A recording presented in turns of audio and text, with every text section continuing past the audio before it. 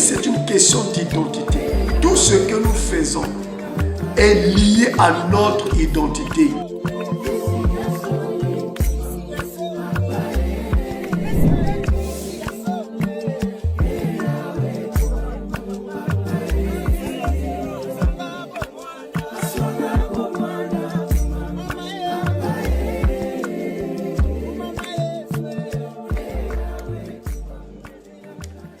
Bonjour chers amis amoureux de la parole de Dieu. Nous voici encore dans notre cadre spécial de chemin de la vérité, votre émission d'édification et d'enseignement, votre émission de prière. C'est votre humble serviteur, le révérend Roch Didier Bouiti, leader de l'Église de Christ, la Main de l'Éternel, que vous savez qui est situé au Château d'Eau, dans la rue Saint-Jean-Apôtre, numéro 8, derrière l'armée du salut. Voilà, nous bénissons Dieu pour ces moments que nous passons ensemble autour de la parole de Dieu. Ces moments que le Seigneur nous fait du bien, nous bénit, ces moments que le Seigneur nous console. Alors, nous sommes toujours dans notre thème que nous avons commencé, ça fait déjà beaucoup de jours, qui est autour de le pouvoir de la redéfinition. Le pouvoir de la redéfinition. Nous avons commencé depuis longtemps en disant ceci, en accord avec notre parole de base qui est dans 2 Corinthiens, chapitre 5, verset 17. Il est écrit, si quelqu'un est en Christ, il est une nouvelle créature. Les choses anciennes sont passées et toutes choses sont devenues nouvelles. Donc, nous avons compris qu'en Jésus-Christ, nous sommes devenus de nouvelles personnes, de nouvelles créatures. Nous sommes devenus des personnes redéfinies, des personnes qui ne sont plus sous influence d'une alliance quelconque, d'une loi quelconque, mais nous sommes sous l'influence du Saint-Esprit. Alors, aujourd'hui, nous voulons aborder un aspect qui est très capital.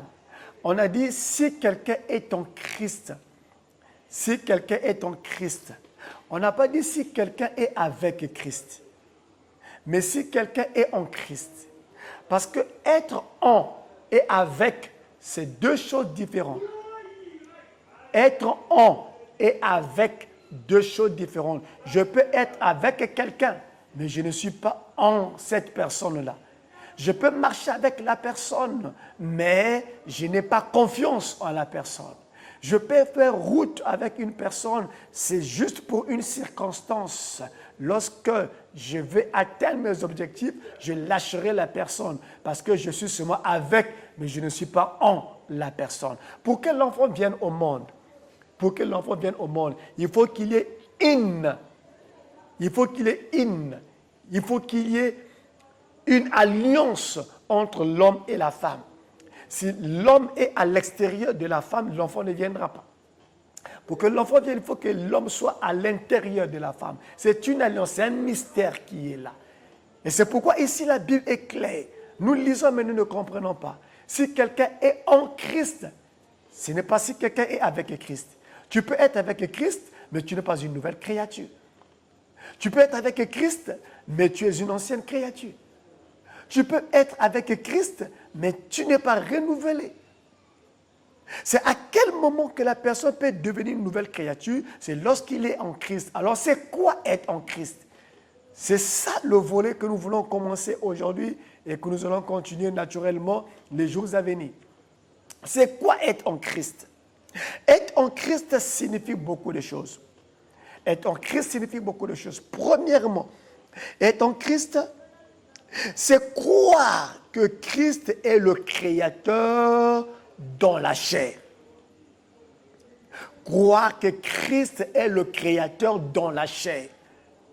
C'est-à-dire croire que Christ c'est lui le Dieu créateur. Parce qu'il y a beaucoup de gens qui croient qu'il y a un autre Dieu créateur quelque part. Beaucoup de gens qui croient qu'il y a un autre créateur quelque part. Mais le Créateur, c'est Christ. Le Créateur, c'est Christ.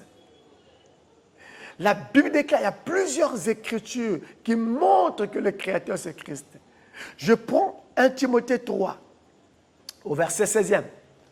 1 Timothée chapitre 3, verset 16e. Il est écrit, « Et sans contredit, le mystère de la piété est grand. » Le mystère mystère de la piété est grand. Un mystère, c'est ce que la tête ne peut pas définir. C'est ce que la raison ne peut pas définir. Mais c'est un mystère, c'est ce que Dieu révèle lui-même à qui il veut le révéler. C'est ça le mystère. Voilà pourquoi le mystère, ce n'est pas tout le monde qui peut accéder à un mystère. Le mystère est caché, le mystère est codé. Alors la Bible dit que le mystère de la piété est grand. Celui qui a été manifesté en chair, celui qui a été manifesté en chair, celui qui a revêtu la chair, c'est-à-dire il n'avait pas la chair, mais il a revêtu la chair. Il n'avait pas de chair, mais il a pris la chair. Alléluia. Celui qui a été manifesté en chair, justifié par l'Esprit, vu des anges, prêché aux gentils, cru dans le monde, élevé dans la gloire. C'est qui? C'est Christ. C'est-à-dire Dieu dans la chair s'est manifesté en Christ. Donc Christ, c'est lui la manifestation du Dieu créateur. Christ, c'est lui la manifestation de la parole créatrice. Christ, c'est lui la parole faite chair. Christ, c'est lui le divin verbe. Christ, c'est lui le logos. Donc, celui qui croit que Christ, c'est le Créateur, alléluia. C'est ça le premier pas, pour connaître une redéfinition de la vie. Pour connaître un changement, un métanoïa. Il faut d'abord que la personne croit que Christ, c'est lui le Créateur. En dehors de Christ, il n'y a plus de Créateur. Si tu cherches un Créateur en dehors de Christ, tu es en train de faire fausse route.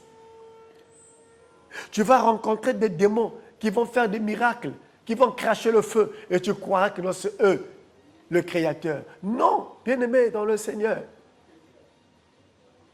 Si la personne arrive à croire que Christ, c'est lui le Créateur, c'est déjà un pas dans le mystère de la piété.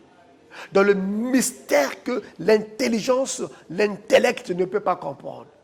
Donc pour être en Christ, la première des choses, crois d'abord que Christ, c'est lui le Créateur. Christ, c'est lui la parole faite chair. Christ, c'est lui le divin verbe. Celui qui a tout créé. Les visibles et les invisibles, c'est lui, Christ. Alléluia. Est-ce que tu peux dire Amen? Non, est-ce que tu peux vraiment dire un bon Amen? La deuxième des choses qui montre que non, tu es en Christ. Si quelqu'un est en Christ, si quelqu'un est en Christ pour redevenir une nouvelle créature. La deuxième des choses, retenez, c'est de croire que c'est lui le sauveur de l'humanité. Alléluia. Que Christ c'est lui le sauveur de l'humanité. Que toute l'humanité a été sauvée par lui.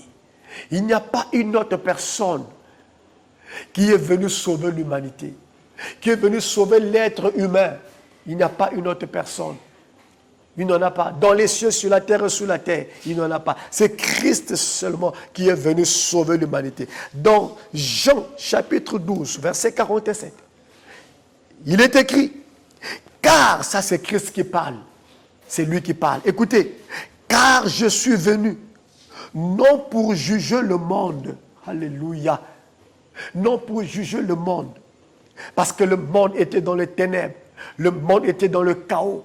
Le monde était dans l'occultisme, dans beaucoup de choses perverses. Et il dit, non, je ne suis pas venu juger le monde. Alléluia. Mais pour sauver le monde. Amen. Je suis venu pour sauver le monde. Il est venu pour sauver le monde. Il est venu, bien-aimé dans le Seigneur, pour enlever les ténèbres qui étaient dans le monde.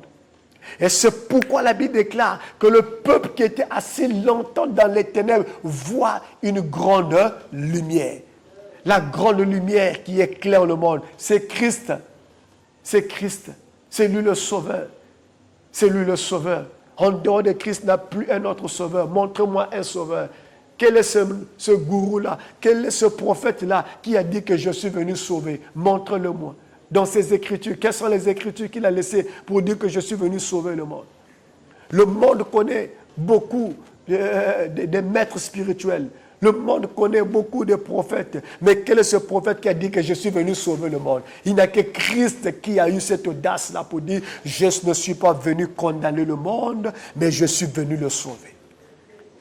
Donc c'est lui le sauveur de l'humanité. C'est lui le sauveur de l'humanité. Si quelqu'un croit que Christ a donné sa vie pour me sauver, Christ a donné sa vie afin que moi je sois sauvé, que je passe des ténèbres à la lumière, de la mort à la vie, cette personne-là connaît le mystère de la piété. C'est-à-dire, il rentre déjà en Christ. Il n'est pas avec. Il n'est pas avec. Beaucoup de gens sont avec Christ. Comment tu peux être avec Christ? C'est-à-dire, lorsque tu as un problème, tu commences à prier. Oh Seigneur, donne-moi. Seigneur, bénis-moi. Et quand tu as la solution, tu disparais, tu t'en vas. Tu es avec Christ et tu n'es pas en Christ. La personne qui est en Christ, même si il n'a pas la solution à son problème, il est toujours là. Même si il ne voit rien dans l'instant T, mais il est toujours avec Christ. C'est cette personne-là qui ne marche pas avec, mais qui est en Christ. Il devient une seule personne. Ils deviennent une seule entité, les deux personnes. Et troisièmement, je vais m'arrêter par là pour aujourd'hui. Comment quelqu'un peut se dire que non, je suis en Christ? Pour se dire que je suis en Christ, il faut avoir la foi en lui. Alléluia. Il faut avoir la foi en lui. Il y a beaucoup de gens qui ont la foi dans des astres. Il y a beaucoup de gens qui ont la foi dans le soleil. Il y a beaucoup de gens qui ont la foi dans la lune. Il y a beaucoup de gens qui ont la foi dans les pieds, dans les hommes, dans les eaux, dans la créature. Dans la créature. Mais écoute, pour que tu sois en Christ, tu dois avoir la foi en lui. Tu dois avoir la foi en lui. En Christ, tu dois fonder ta foi en Christ. Ta foi doit être centrée sur Christ. Dans Jean chapitre 14, Jean chapitre 14, le verset 1er, il est écrit que votre cœur ne se trouble point.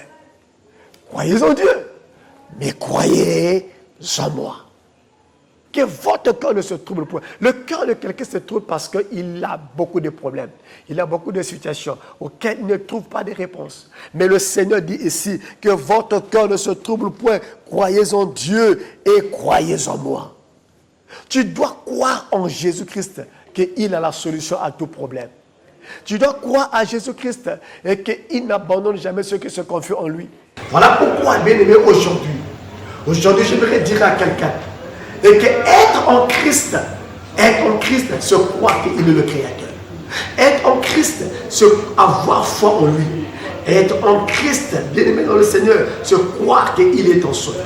C'est pourquoi, aujourd'hui, si tu n'as pas encore cru à Jésus-Christ, j'aimerais que tu fasses cette expérience avec moi. Si tu n'as pas encore ouvert ton cœur à Jésus-Christ, j'aimerais que tu fasses cette expérience avec moi. Alors, je te donne l'occasion. Je te donne l'occasion d'être en Christ. Je te donne l'occasion de marcher avec Christ. Alors, répète ceci avec moi. Seigneur Jésus-Christ, j'ai compris que tu es le Créateur de l'univers. J'ai compris que tu es mon Sauveur. J'ai compris que je dois avoir la foi en toi. C'est pourquoi j'ouvre mon cœur. Et aujourd'hui, je t'accepte dans ma vie. À partir d'aujourd'hui, sois mon Dieu, sois mon Sauveur, sois mon libérateur. Enseigne-moi à avoir confiance en toi. Enseigne-moi à avoir foi en toi. Afin que je ne vive plus ma vie seule, mais que toi tu sois en moi et que moi je sois en toi. Merci Seigneur d'être venu dans ma vie. Et merci Seigneur de redéfinir ma vie. Merci de faire de moi une nouvelle créature. Merci de faire que toutes les choses soient anciennes et tout est devenu nouveau dans ma vie. Je te rends grâce au nom de Jésus-Christ. Reste calme, je vais prier pour toi. Père, au nom suprême de Jésus, regarde mon frère, regarde ma soeur, qui a cru en toi comme son Dieu et son Sauveur, et qui a fondé sa foi en toi. Je prie maintenant que la véracité de ta parole soit accomplie dans sa vie. car il est écrit, si quelqu'un est en Christ, il est devenu une nouvelle créature. Les choses anciennes sont passées et toutes choses sont devenues nouvelles. Au nom suprême de Jésus, que tout devienne nouveau dans la vie de mon frère, dans la vie de ma soeur qui a cru en toi.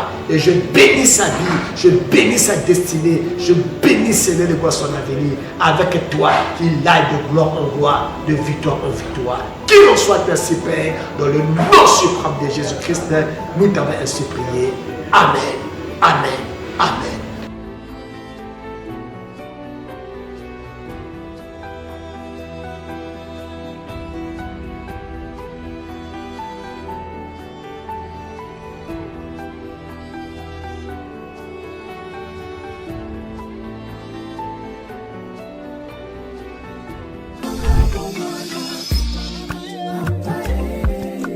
La vie, c'est une question d'identité.